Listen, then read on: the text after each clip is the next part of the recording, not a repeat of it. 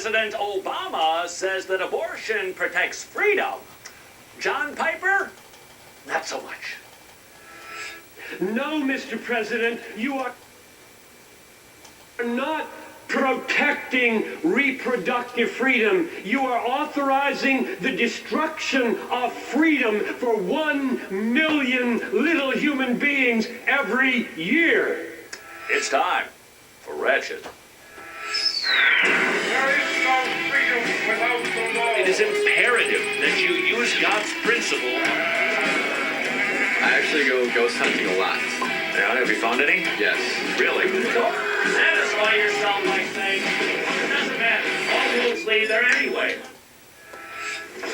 Hello and welcome to our Wretched. My name is Todd Friel. I am your host. The wretch the song refers to. Just to let you know, I know this might be a little awkward, but during the program I might have to take a phone call. I'm waiting for Tony Jones to call me back. Doubt it. Tony Jones, you may recall, he is the emergent evangelical who told all the evangelicals, go ahead, vote for a pro-abortion president because ultimately he's going to be bringing abortions down. That's kind of interesting because the third day into his presidency, President Obama signed the Mexico City rules, got them lifted, which means more American money is going to be going to clinics overseas that promote abortion.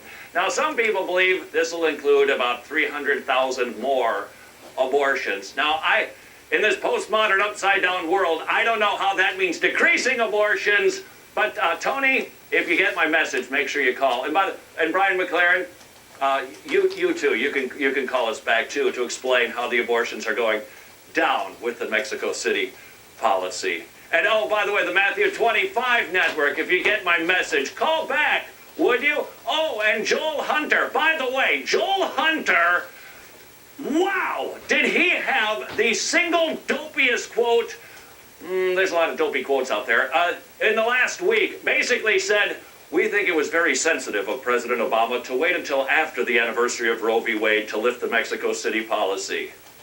Sensitive? Sir, are you just out of your mind? John Piper, a voice of one crying out in the wilderness, he actually read the statement that Barack Obama presented to celebrate the 36th anniversary of abortion. We are reminded that this decision not only protects women's health and reproductive freedom, but stands for a broader principle that government should not intrude on our most private family matters. Private family matters. That's what abortion is. That's what Barack Obama says. This is what John Piper says. No, Mr. President.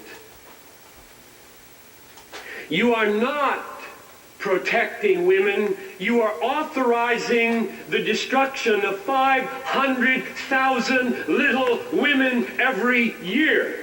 Not only that, here's a statistic you may enjoy.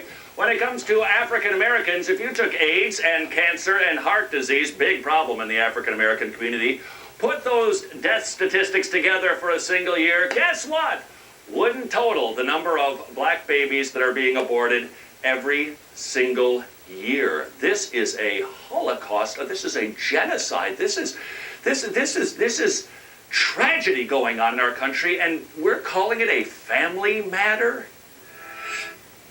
No, Mr. President, killing our children is killing our children, no matter how many times you say it is a private family matter. You may say it is a private family matter over and over and over, and still they are dead. And we killed them, and you would have it remain legal. Gotta tell you, I don't know what needs to be said to put the paddles back onto the evangelical community to spark some life into the life issue, because it sure seems that there's a whole lot of apathy and a whole lot of strange, vague talk, somehow suggesting that, well, abortion will work on bringing it down some other way. By what? The Hyde Amendment? By signing the Freedom of Choice Act? And more than that, John Piper, like only a pastor can, directly hey, this is right to do. We get to do this in this country, is to directly go to the president and say, sir, really, this is what you really want for your daughters? We have hope in our sovereign God that you will look at your little girls and it will stick in your throat to want reproductive freedom for their sexual lives. You don't want that, Barack Obama. You want better for your kids. And guess what? God does too. His plan, good, acceptable, and perfect. Romans 12, 1 and 2, Rexella. God's plan is not for kids to be carrying prophylactic devices around in their wallet or in their purse. Do you remember that? There was a prom that happened last spring, and they gave out a goodie bag. This killed me. The gift for the kids. It was like a teddy bear, a Hershey's candy bar, and 2 condoms. What? What? It's like, on one hand, we're saying they're children, we need to protect them. And then on the other hand, we're saying, let them get into this adult world and make sure that they're protected. That's not what we want for our kids. And neither does Barack Obama. You want them chaste, holy, married, healthy, bearing children, not carrying condoms in their purses. Yes, you do, Mr. President. That is what you want. Isn't that really what we all want? Gotta tell you, we're in for a long stretch here. If we care for babies, Albert Mohler just wrote an article. I think he was speaking some sort of commencatory address.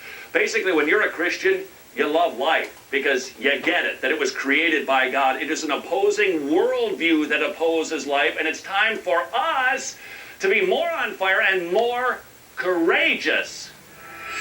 Be courageous. You don't have to be the lapdog of those around you.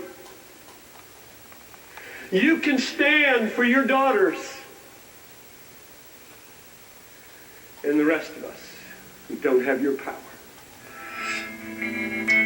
This is Wretched.